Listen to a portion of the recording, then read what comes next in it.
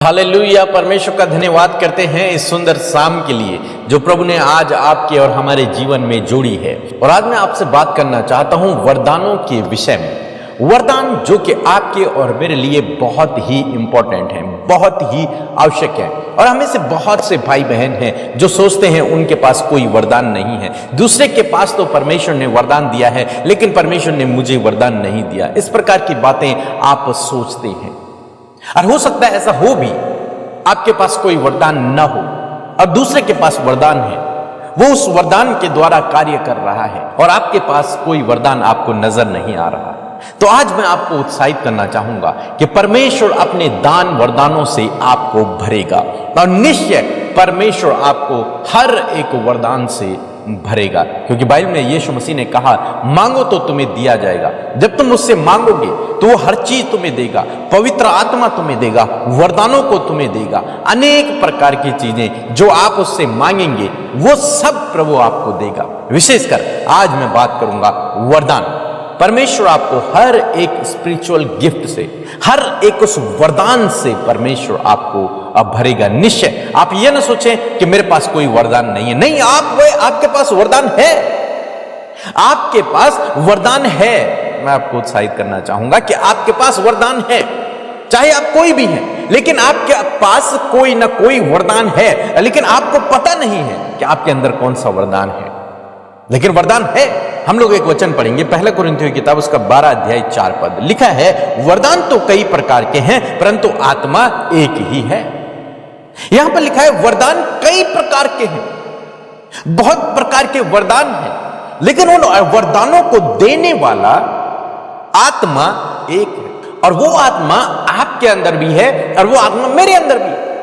वही आत्मा आपके अंदर भी है और वही आत्मा उस व्यक्ति के अंदर भी है जो जिसके अंदर आपको वरदान नजर आ रहे हैं। आत्मा एक है और वो आत्मा हर एक विश्वासी को दिया गया है और वरदान अनेक है।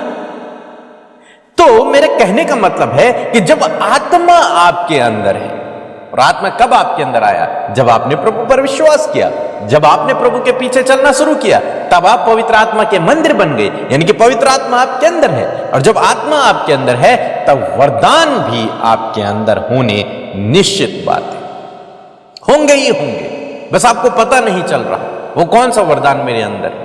यहां पर कुछ वरदानों के विषय में लिखा गया है, लिखा है 7 पद में, किंतु सबके लाभ पहुंचाने के लिए हर एक को आत्मा का प्रकाश दिया जाता है। क्यों दिया जाता है? लाभ पहुंचाने के लिए, ताकि आपको, आपके परिवार को, आपकी कम्युनिटी को, आपके चर्च को लाभ हो, उनकी उन्नति हो, इसलिए आपको वरदान दिया जाता है। वरदान आपके लिए नहीं है, बल्कि आपके द्वारा वो वरदान संचालित होगा और दूसरों पर कार्य करेगा। तो वरदान से लाभ होगा, आपको भी होगा, आपके परिवार को होगा, आपकी कम्युनिटी को होगा, आपके चर्च को होगा। लाभ लिखा है 8 पद में, क्योंकि एक को आत्मा के द्वारा बुद्धि की बातें और दूसरे को आत्मा के द्वारा ज्ञान की बातें, ये वरदान है। लिखा है पहला वरदान बुद्धि की बातें। हो सकता है आपके अंदर भविष्यवाणी करने का वरदान नहीं, लेकिन हो सकता है आपके अंदर ये बुद्धि की बातें बोलने का वरदान हो। आप बहुत ज्ञान की बातें कर रहे हैं जब से आप मसीह में आए हैं, तो ये एक वरदान है। आप बुद्धि की बातें कर रहे हैं, ये वरदान है जो परमेश्वर के द्वारा आपके अंदर डाला गया है, ये वरदान है। और लिखा है दूसरे को, एक को तो बुद्धि की बातें मिली और दूसरे को ज्ञान की बातें मिली। वो बड़ी ज्ञान की गूढ़ भेदों को प्रकट कर रहा है, उसे ज्ञान की बातें मिली हैं। 9 पद में लिखा है किसी को उसी आत्मा के द्वारा विश्वास, किसी को उसी आत्मा के द्वारा विश्वास और किसी को उसी एक आत्मा के द्वारा चंगा करने का वरदान मिला है। तो देखिए, आत्मा एक है, वरदान अनेक है। किसी को तो चंगा करने का वरदान मिला, किसी को विश्वास करने का वरदान मिला और किसी को ज्ञान का वचन बोलने का, किसी को बुद्धि की बातें बोलने का वरदान मिला है। उस पद में लिखा है और फिर किसी को सामर्थ्य के काम करने की शक्ति, किसी को ऐसी शक्ति मिली जिसके द्वारा सामर्थ्य के काम हो रहे हैं, और किसी को भविष्यवाणी करने का, और किसी को आत्माओं की परख का, किसी को अनेक प्रकार की भाषा और किसी को भाषाओं का अर्थ बताना। ये अनेक अनेक प्रकार के वरदान है जो यहां पर बताए गए हैं। किसी को सामर्थ्य काम करने की, यहां पर अनेक प्रकार के वरदानों के विषय में लिखा गया है। और किसी को तो शक्ति के काम करने की, किसी को भविष्यवाणियां करने की, किसी को आत्माओं के परख की, तो किसी को भाषाएं बोलने की, तो किसी को भाषाओं का अर्थ बताने की। अनेक अनेक प्रकार के वरदान अधिकतर चर्चेज में आप देखेंगे। मैं किसी को गलत नहीं कह रहा हूं, लेकिन आप सुनेंगे इस बात को, अधिकतर मैक्सिमम जगह आप सुनेंगे इस बात को कि आपके पास अन्य भाषा का वरदान होना जरूरी है। और जिन लोगों के पास ये अन्य भाषा का वरदान नहीं है, वो अपने आप को तुच्छ समझते हैं। वो सोचते हैं हमारे अंदर पवित्र आत्मा नहीं है, क्योंकि हम अन्य भाषा नहीं बोल रहे, इसलिए शायद हमारे अंदर पवित्र आत्मा नहीं है। लेकिन यहां पर लिखा गया है, मैं अपनी तरफ से कुछ नहीं बोल रहा हूं, यहां पर लिखा है कि किसी को अनेक प्रकार की भाषाएं, और किसी को भाषाओं का अर्थ, और किसी को भविष्यवाणी करने का, किसी को आत्माओं की परख का, किसी को सामर्थ्य के काम करने का, तो किसी को ज्ञान का वचन बोलने का, तो किसी को चंगा करने का, तो किसी को बुद्धि की बातें बोलने का वरदान मिला है। लेकिन आत्मा एक है। उसी आत्मा के द्वारा किसी को अन्य भाषा का वरदान मिला, तो किसी को भविष्यवाणी का वरदान मिला, तो किसी को आत्माओं की परख का मिला, किसी को विश्वास का मिला। तो हो सकता है आपके अंदर अन्य भाषा का वरदान तो नहीं हो, लेकिन हो सकता है आपके अंदर विश्वास का वरदान हो सकता है आपके अंदर चंगा करने का वरदान हो सकता है आपके अंदर बुद्धि की बातें बोलने का वरदान हो। इनमें से कोई भी वरदान आपके पास हो सकता है और होगा। मैं यूं कहूंगा कि होगा, इनमें से निश्चय, इनमें से कोई ना कोई वरदान आपके अंदर होगा, क्योंकि आपके अंदर आत्मा है, और जब आत्मा है तो वरदान भी होंगे। जरूरी नहीं है आपके पास अन्य भाषा का वरदान हो, क्योंकि यहां पर ऐसा कोई कंपलसरी नहीं लिखा है इस पद में। इस पद में यह लिखा है कि एक व्यक्ति को तो अन्य भाषा का है, तो दूसरे को भविष्यवाणी करने का है, तो तीसरे को चंगा करने का है।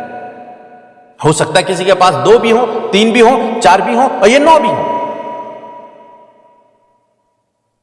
आपको इस बात को समझना है कि आपके अंदर परमेश्वर ने कौन सा वरदान दे रखा है। फिर पौलुस एक बात को कहते हैं, यदि मेरे साथ में निकाल लेंगे तीमुथियुस की किताब, पहला तीमुथियुस की किताब, उसका 4 अध्याय यदि आप निकालेंगे और 14 पद से यदि आप नीचे पढ़ेंगे तो लिखा है, उस वरदान से जो तुझ में है और भविष्यवाणी के द्वारा प्राचीनों के हाथ रखते समय तुझे मिला था, निश्चिंत मत रह। वो तीमुथियुस के लिए कहते हैं, हे तीमुथियुस, तेरे अंदर एक वरदान है जो भविष्यवक्ताओं के हाथ रखने के द्वारा तुझे मिला था। वो डिस्क्राइब नहीं कर रहे हैं कौन सा वरदान है, लेकिन वो कह रहे हैं कि तेरे अंदर एक वरदान है। अब तुझे क्या करना है कि उस वरदान के प्रति निश्चिंत सोए मत रहे, उस वरदान के प्रति जो तुझे मिला। जैसे बहुत से भाई बहन है वो सो चुके हैं, वो भूल चुके हैं कि परमेश्वर ने उनके द्वारा चंगाइयां की थी, परमेश्वर ने उनके द्वारा भविष्यवाणियां की थी, परमेश्वर ने उनके द्वारा बड़े बड़े गूढ़ भेद बताए थे। वो भूल गए इस बात को। उन्होंने छोड़ दिया अपने वरदानों पर ध्यान देना, उन्होंने मानो उसे दबा दिया उन वरदानों को। लेकिन आज परमेश्वर का वचन आपसे कहता है कि उन वरदानों के प्रति निश्चिंत मत रह। लिखा है, उन बातों को सोचता रहे और उन्हीं में अपने ध्यान को लगाए रख, ताकि तेरी उन्नति सब पर प्रकट हो और अपने उपदेश की चौकसी कर। यहां पर पौलुस उसे कह रहे हैं कि तू उन बातों को सोचता रहे, उन पर ध्यान दिए रख। किस पर? उस वरदान पर जो तुझे मिला है, उसके बारे में सोचता रहे, उस पर ध्यान दे, उस पर काम कर, निश्चिंत सोया मत रहे। उसे चमका दे, उसे निखार दे। मैं यूं कहूं, उसे इस्तेमाल कर, उसे इस्तेमाल कर। बहुत सारे भाई बहनों को परमेश्वर ने वरदानों से भरा है, आपको भी भरा है, लेकिन आपको सीखना है उसे इस्तेमाल करना। आप कैसे उसे इस्तेमाल करेंगे? आपको उसे इस्तेमाल करना। यदि आप अन्य भाषा जानते हैं तो आप अन्य भाषा कहें, यदि आप उसका ट्रांसलेशन, अनुवाद जानते हैं तो आप उसका अनुवाद करें। आप के द्वारा लोग चंगे होते हैं तो आप लोगों के लिए प्रार्थना करें। आप विश्वास की बातें करते हैं तो आप वो करें, आप ज्ञान की बातें करें, आप बुद्धि की बात, जो वचन, जो वरदान आपको दिया गया है उस पर काम करें, उसे छोड़े नहीं, उस पर काम करें, उसे तरासें। और मैं आपको उत्साहित करना चाहूंगा, ये वरदान है और साथ साथ में परमेश्वर ने आपको बहुत सारे टैलेंट से भी भरा हुआ है, बहुत सारे टैलेंट, केवल इतने ही नहीं और टैलेंट भी हैं। हो सकता है आपको सिंगिंग का टैलेंट हो, वो भी एक वरदान ही है जो परमेश्वर के द्वारा दिया जाता है। आपको म्यूजिक बजाने का, आपको किसी को मोटिवेट करने का, आपको किसी को खाना खिलाने का, आपको पहनाई का है, आपको अनेक प्रकार के हो सकता है आपके अंदर गिफ्ट हो। आपको इनको नेग्लेक्ट नहीं करना है, आपको इन पर काम करना है, इन्हें तराशना है, आपको इन्हें इस्तेमाल करना है आपको। और मैं आपको उत्साहित करना चाहूंगा कि आने वाला समय, आने वाले दिन केवल टैलेंट और इन वरदानों के ही है। जो टैलेंट परमेश्वर ने आपको दिया है, आप उसी के द्वारा अपने जीवन में आगे बढ़ेंगे, सफल होंगे। जो वरदान परमेश्वर ने आपको दिए हैं, उन्हीं के द्वारा आप अपने जीवन में आगे बढ़ेंगे और सफल होंगे। आने वाले दिनों में ऐसा होगा।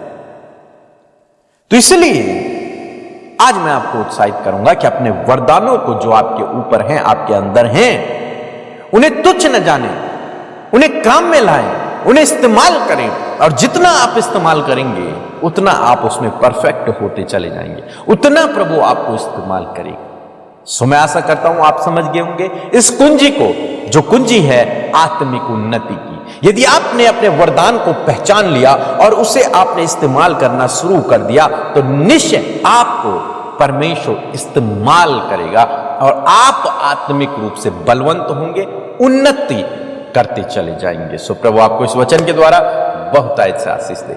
आमीन।